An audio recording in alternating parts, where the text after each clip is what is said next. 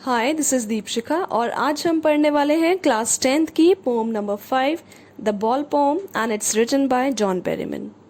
What is the boy now? Who has lost his ball? What is he to do? I saw it go, merrily bouncing down the street and then merrily over, there it is in the water.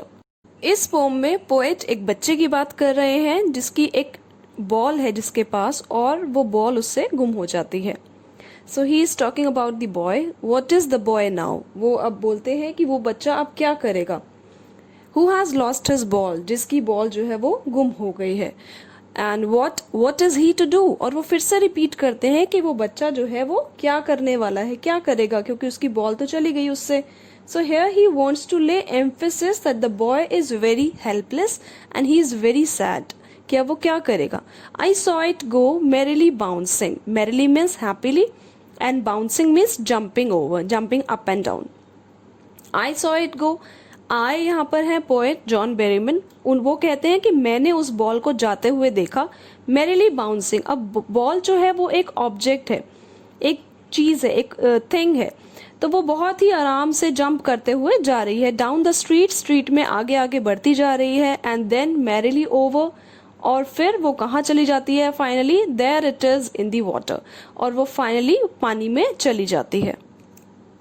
No use to say O there are other balls, an ultimate shaking grief fixes the boy as he stands rigid trembling staring down all his young days into the harbour where his ball went. अब यहाँ पर poet क्या कहना चाहते हैं कि जो बच्चा है उसकी बॉल तो पानी में चली गई है, हार्बर में चली गई है। Harbour is a place where ships load and unload goods, जहाँ पे चीजों को शिप्स में रखा जाता है और वहां से निकाला जाता है। तो वहां पर पानी में चली गई है, बच्चा अब उसको लेने के लिए वहां नहीं जा सकता।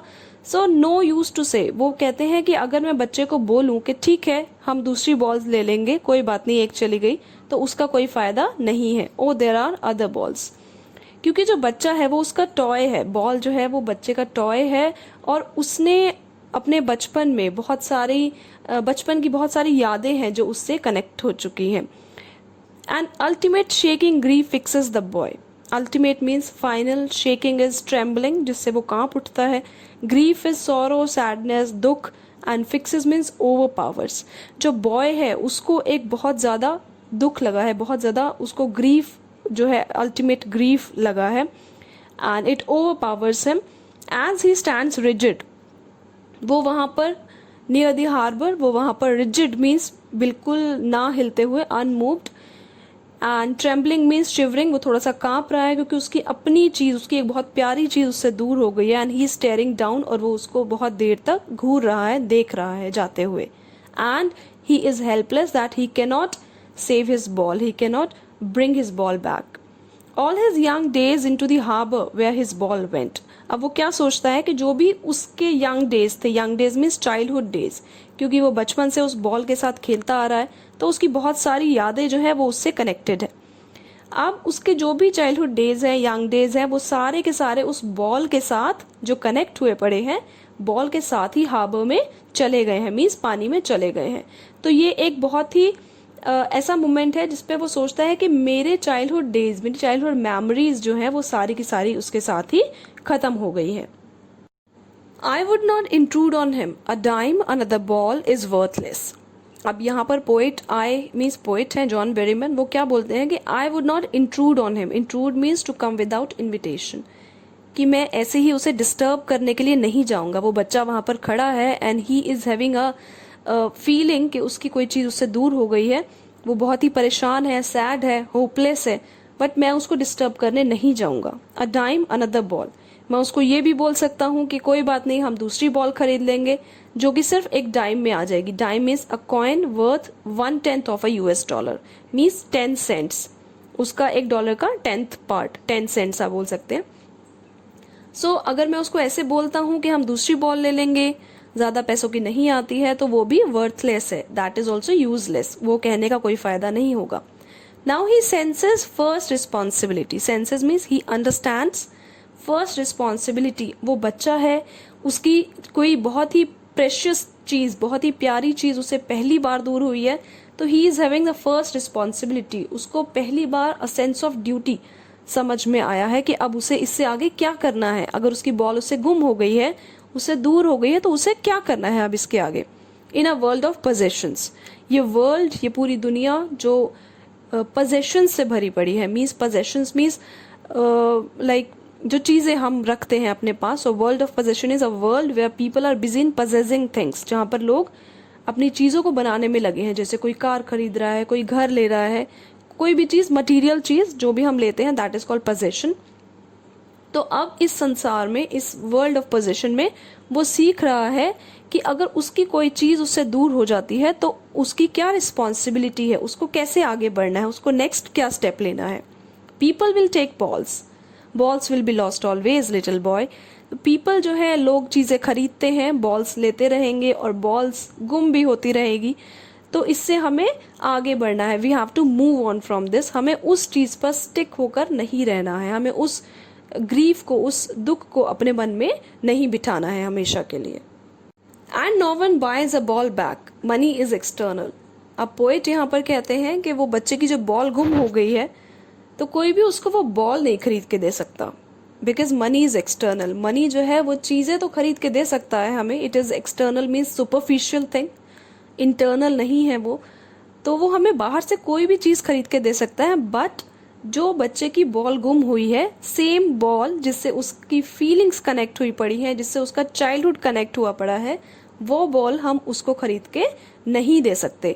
तो मनी जो है वो एक्सटर्नल क्यों है? Because it can buy us things, वो हमारे लिए चीजें तो खरीद सकता है, but it cannot buy the feelings connected to something, it cannot buy us the love that is connected to something. तो वो हमें ना तो फीलिंग्स दे सकता है, ना फिर लव दे सकता है, ना ही मेमोरीज जो किसी हमारी चीज से या पर्सन से कनेक्टेड है। तो हम मनी से कोई भी थिंग तो खरीद सकते हैं, वस्तु खरीद सकते हैं, बट हम उससे जुड़ी हुई यादें जो है, मेमोरीज जो है, फीलिंग्स जो है, उनको नहीं खरीद सकते। So he is learning well behind his desperate eyes. Desperate is hopeless, वो बहुत ही होपलेस हो चुका है, but still he is learning कि ये जो लॉस हुआ है मेरा, उससे मुझे उसे कैसे ओवरकम करना है, उसे कैसे बाहर आना है। The epistemology of loss, epistemology is knowledge, किसी भी चीज का अंडरस्टैंडिंग होना, नॉलेज होना। एपिस्टेमोलॉजी ऑफ लॉस मीन्स वो अपना जो लॉस हुआ है, बॉल का गुम हो जाना और दूर चले जाना उससे, तो वो इस नेचर को समझ रहा है कि ये जो चीज, ये जो इंसिडेंट उसके साथ हुआ है, उससे आगे उसे क्या करना है। How to stand up means how to move on, उससे आगे उसे कैसे निकलना है, उन फीलिंग्स को कैसे पीछे छोड़ना है।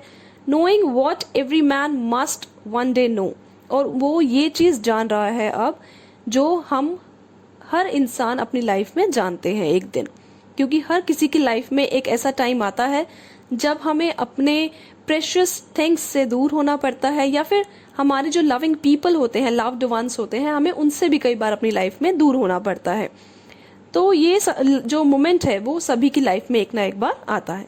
And most know many days how to stand up, और बहुत सारे लोग जो है वो जान जाते हैं एक ना एक दिन कि कैसे इस फीलिंग को या इस चीज से, इस इंसिडेंट से कैसे बाहर निकलना है, कैसे मूव ऑन करना है, कैसे आगे बढ़ना है लाइफ में। बिकॉज लाइफ जो है वो किसी चीज के चले जाने से या किसी इंसान के चले जाने से रुकती नहीं है। So it moves on, so we have to move on in our life. Here we have the message of the poem. अब इस पोम में पोएट जो है वो इस स्टोरी के थ्रू हमें क्या मैसेज देना चाहते हैं। The message is we should cherish every moment of life. हमें अपनी लाइफ का हर एक मोमेंट को चेरिश करना चाहिए, उसे प्यार से जीना चाहिए, खुल के जीना चाहिए। Life is really very short. The poet realises that it is very difficult to deal with the loss. अब पोएट को रियलाइज तो होता है कि जो भी हमारा लॉस हो रहा है हमारी लाइफ में, उससे डील करना, उस सिचुएशन को हैंडल करना बहुत ही डिफिकल्ट है, but it must be done, but हमें उसे हैंडल करना पड़ेगा। We should move on as there is no use in wasting precious time and life. Life बहुत ही प्रेशियस है, टाइम भी बहुत प्रेशियस है, तो इन दोनों चीजों को ही वेस्ट करने में कोई फायदा नहीं है। We have to move on in our life. Money is external. Money जो है वो एक बाहरी चीज है, एक एक्सटर्नल चीज है। It cannot buy back our love, nor replace the things that we love, the things that really matter। तो मैंने आपको पहले ही बताया है कि मनी से हम कोई भी चीज खरीद तो सकते हैं, लेकिन हम इस मनी से, इस पैसे से प्यार नहीं खरीद सकते और ना ही उससे हम अपनी जो प्यारी चीज़ें हैं उनको रिप्लेस कर सकते हैं। तो ना तो हम उनसे फीलिंग्स खरीद सकते हैं, ना ही हमारी मेमोरीज वापस आ सकती हैं पैसे से। तो हमें इस चीज़ को समझना होगा and we have to move on in our life if we lose anything और any person. That's it. So this was all for today. I hope ये पोम आपको अच्छे से समझ आ गई होगी। If you still have any doubt you can write it in the comment section. Like the video, share it with your friends and please subscribe the channel if you have not yet subscribed. Thanks for watching the video. Take care. Bye bye.